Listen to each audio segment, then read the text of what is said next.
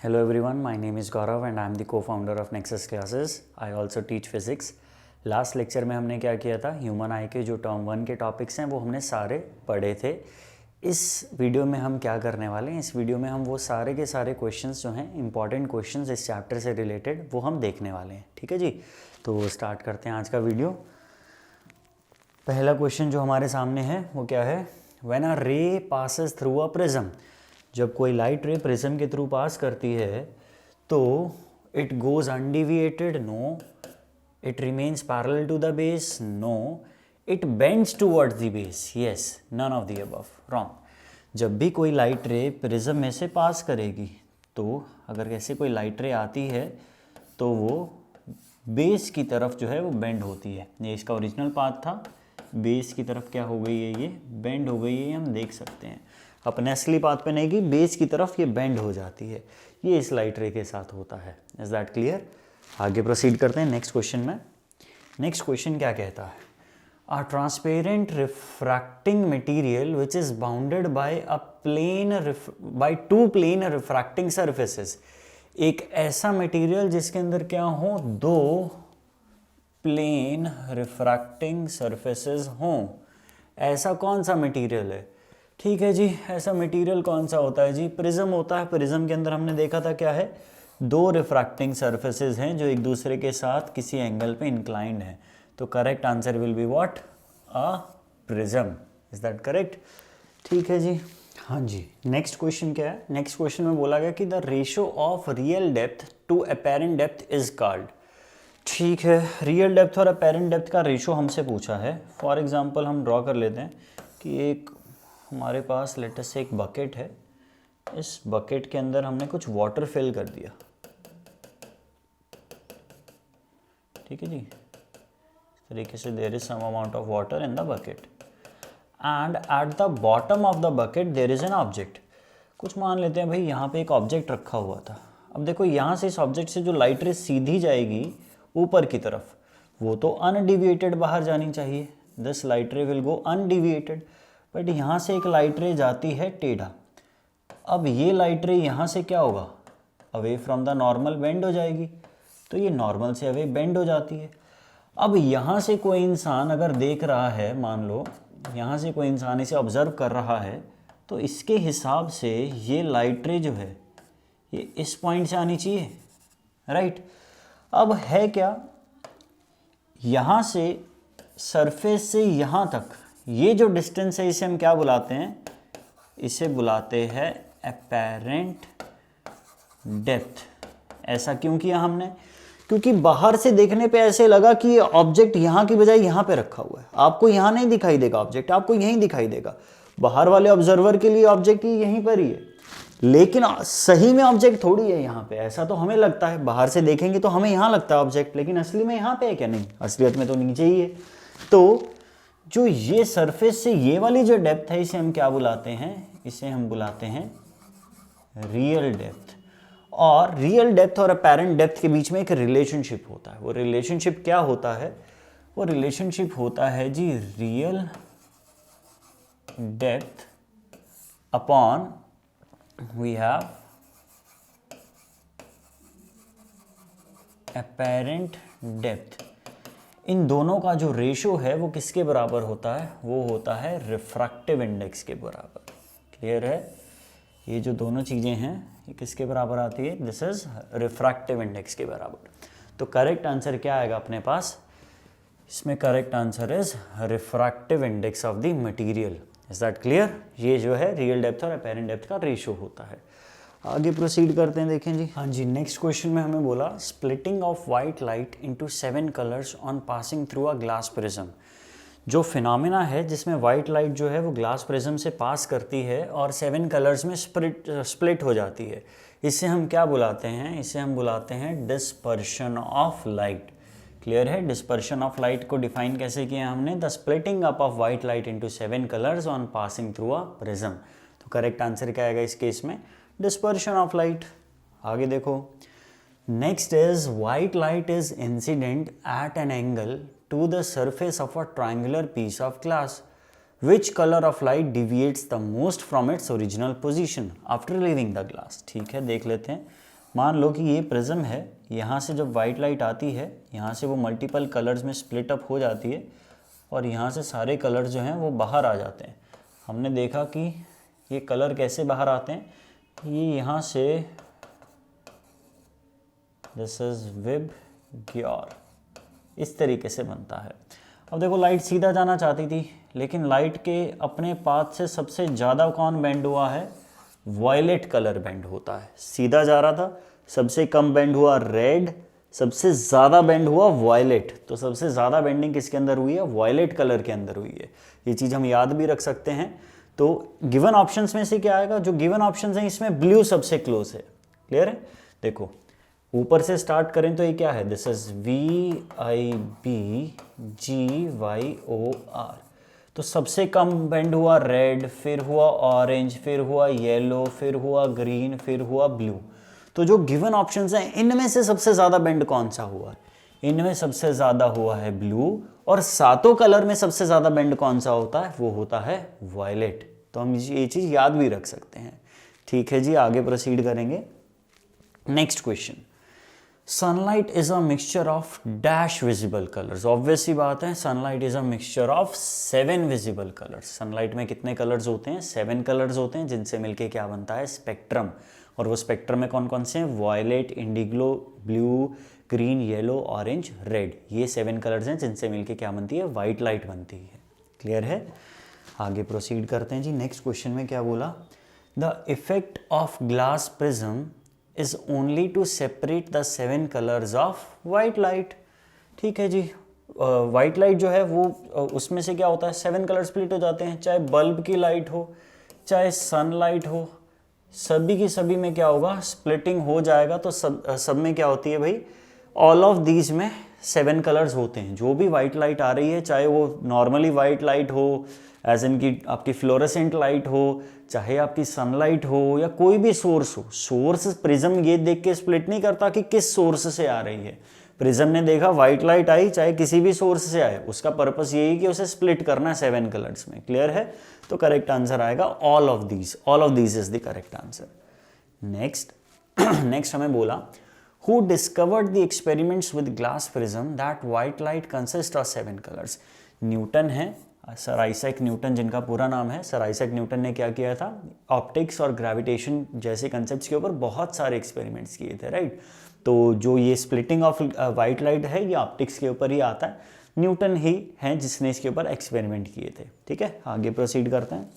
हाँ जी, next question में हमें बोला कि when wavelength of a colour of light is higher the refractive index for that colour is. देखिए इसके अंदर हमें मान के चलना है कि ऑब्वियस सी बात है कि मान लो अगर वेवलेंथ जो है वो इंक्रीज हो जाता है।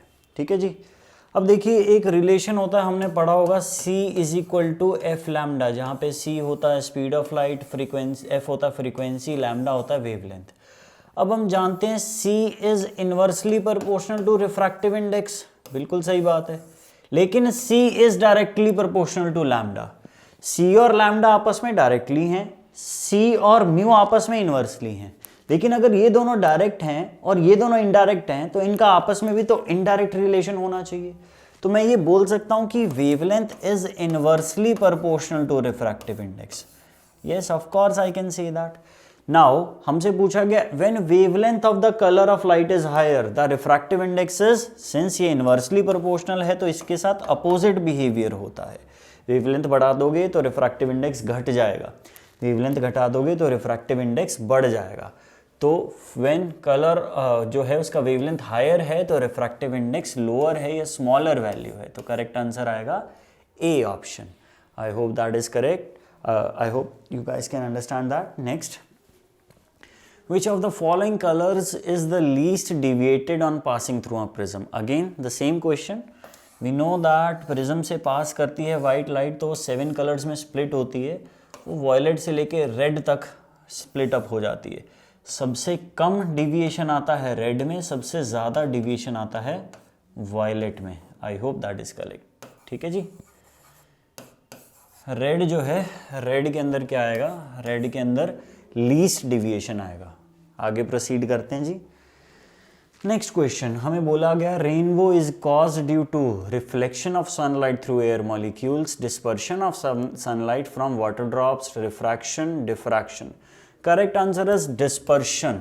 देखो रेनबो क्या है, रेनबो में 7 कलर्स हैं, तो रेनबो तभी बना होगा अगर किसी चीज़ से सनलाइट जो है वो 7 कलर्स में स्प्लिट हो गई होगी। और उसे स्प्लिट कौन करता है? अगर देखो रेनबो का कंसेप्ट नहीं पढ़ा है पहले, तो लास्ट वीडियो में ही रेनबो का कंसेप्ट मैंने पढ़ा है। तो if you guys have not watch that video, अभी जाके उस वीडियो को देखो, उसका लिंक आपको मिल जाएगा, तो उसे जाके अभी आप देखें। नाउ अब जब स्प्लिटिंग हो रही है, स्प्लिटिंग को हम बुलाते हैं क्या? डिस्पर्शन ही तो बुलाते हैं ना, क्लियर है। और डिस्पर्शन करता कौन है? एटमॉस्फेयर में जो प्रेजेंट होती है वाटर ड्रॉपलेट्स। तो वाटर ड्रॉपलेट से सनलाइट का स्प्लिटिंग अप हो जाता है, जिसे हम रेनबो बुलाते हैं भाई, ठीक है ना। आगे प्रोसीड करते हैं जी। नेक्स्ट क्वेश्चन कहता है stars appear to twinkle because of, देखो ये सारे के सारे जो हैं एप्लीकेशंस ऑफ एटमॉस्फेरिक रिफ्रैक्शन है। Again I am saying if you guys have not watched my last video, इसके अंदर ये सारी एप्लीकेशंस ऑफ एटमॉस्फेरिक रिफ्रैक्शन, सारे के सारे applications of scattering of light, I have explained them all, please do watch it, please इसे जाएं और देखें अभी, ठीक है ना। तो इसमें प्रोसीड करते हैं। ट्विंकलिंग ऑफ स्टार जो होता है बेटा, ये होता है बिकॉज ऑफ एटमॉस्फेरिक रिफ्रैक्शन और मूवमेंट ऑफ एयर, दोनों की वजह से होता है। एयर के अंदर लेयर्स हैं जो इधर उधर मूव करती रहती हैं और लाइट को इधर उधर रिफ्रैक्ट करती रहती हैं, तो लाइट की पोजीशन चेंज होती रहती है, जिससे स्टार की पोजीशन हल्की हल्की चेंज होती रहती है। उससे इफेक्ट ऐसा आता है कि स्टार्स ट्विंकल करते हैं। तो करेक्ट आंसर क्या आएगा बेटा? Both A and B, this answer is correct answer.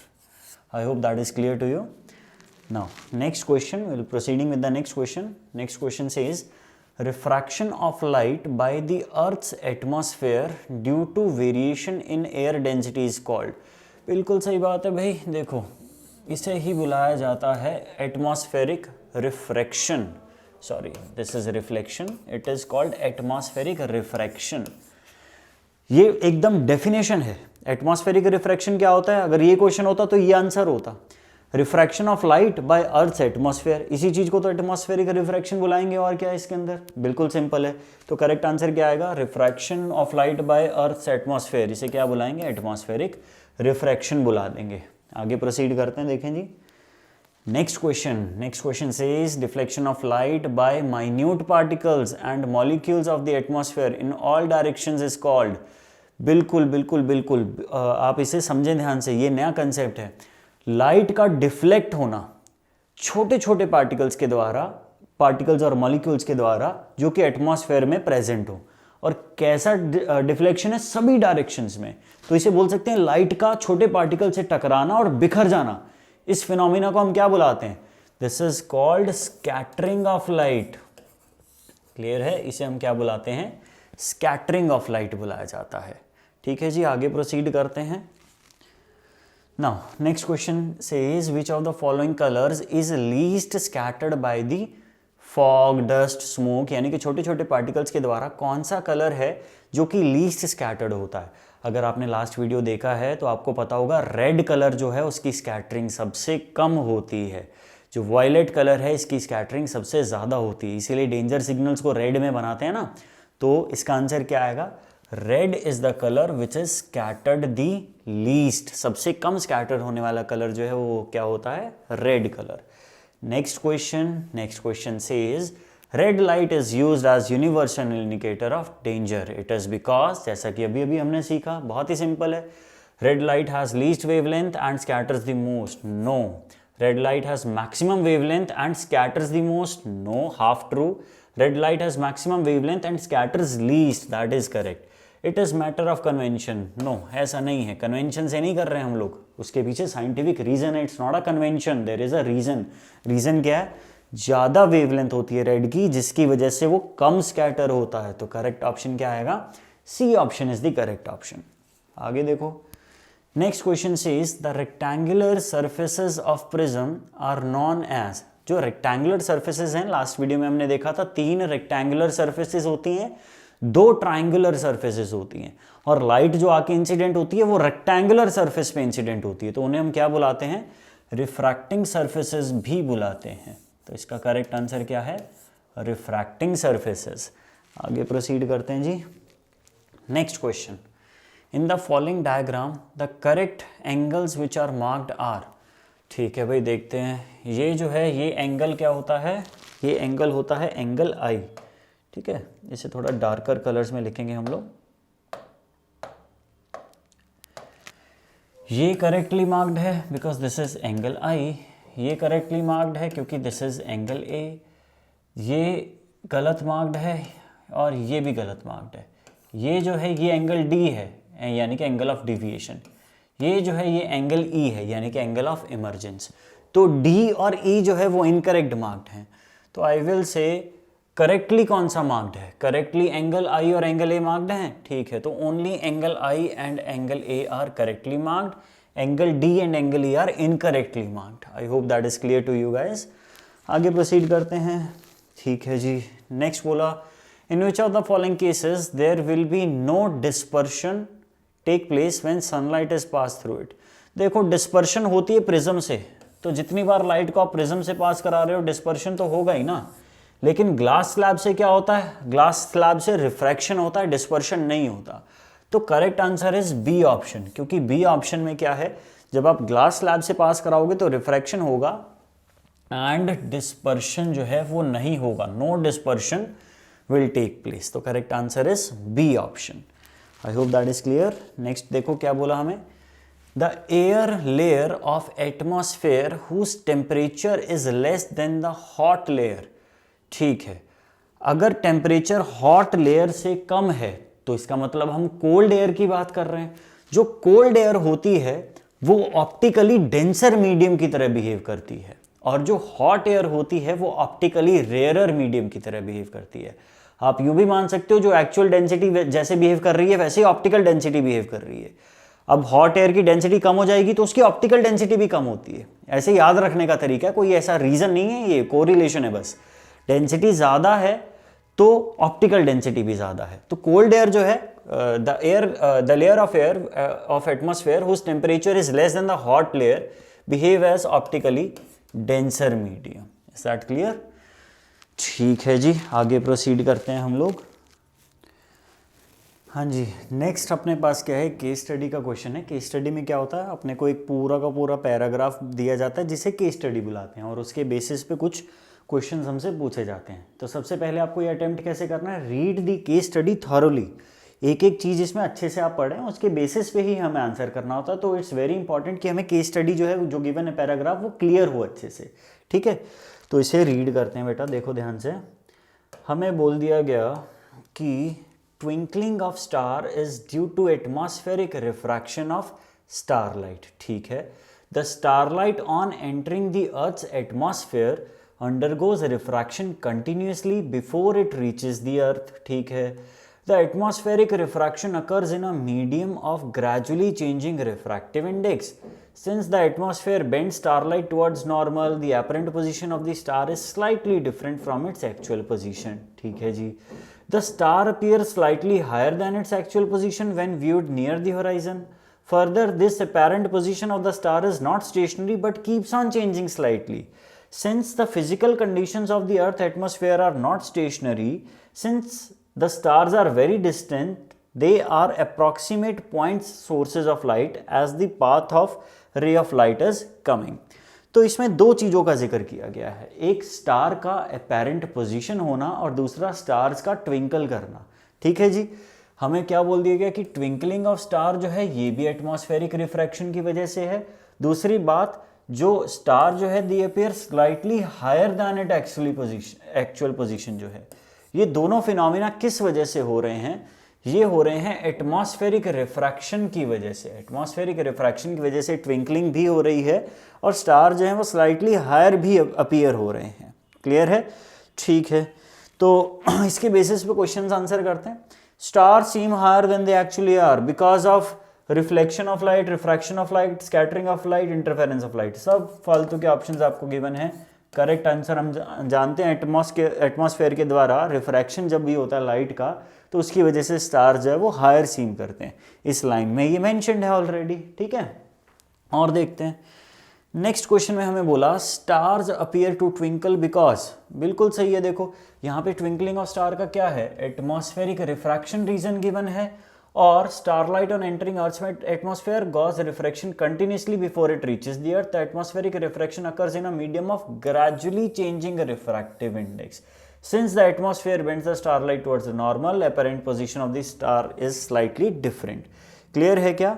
ठीक है, तो अपने पास इस पूरे पैराग्राफ को पढ़ के हमारे माइंड में क्या आता है कि एटमॉस्फेरिक रिफ्रैक्शन जो है यह एक रीजन है, और दूसरा क्या है, क्योंकि एयर जो है वो भी स्टेशनरी नहीं है तो मूवमेंट ऑफ एयर भी रीजन है, जिसकी वजह से जो अपरेंट पोजीशन है, since apparent position of the star is not stationary but keeps on changing slightly, therefore movement of air का भी रोल है इसके अंदर। तो इस वजह से करेक्ट आंसर क्या आएगा, बोथ ए एंड बी जो है ये करेक्ट आंसर्स हैं इस केस में। ठीक है, आगे प्रोसीड करते हैं, देखें नेक्स्ट जो है, नेक्स्ट क्वेश्चन में बोला at noon sun appears white. ठीक है जी, जो एट नून है सन जो है वो वाइट अपीयर होता है। अब ये क्वेश्चन है जिसका इस पैराग्राफ में से कोई बहुत ज़्यादा हम चीज़ें नहीं निकाल सकते, बिकॉज इसमें सन मेंशन्ड है और पैराग्राफ में हमें स्टार मेंशन्ड है। तो हम सन के हिसाब से हम सोचेंगे कि यार क्या होता है, सन जो है वो आफ्टरनून में वाइट अपीयर होता है, क्योंकि देखो इसको पढ़ते हैं अच्छे से। मान लो ये अर्थ का सरफेस है, मान लो ये अर्थ का एटमॉस्फेयर है। अब आफ्टरनून में सन जो होता है वो एग्जैक्टली ओवरहेड होता है, और आफ्टरनून में जितनी भी लाइट आती है वो डायरेक्टली एंटर करती है ओवरहेड। अब ध्यान से देखो, इस समय पे बहुत कम एरिया ऑफ एटमॉस्फेयर है जो सनलाइट को झेलना पड़ा। यही मॉर्निंग में या इवनिंग में क्या होगा, मॉर्निंग में या इवनिंग में जब सनलाइट एंटर करेगी तो उसे बहुत ज़्यादा एरिया झेलना पड़ेगा।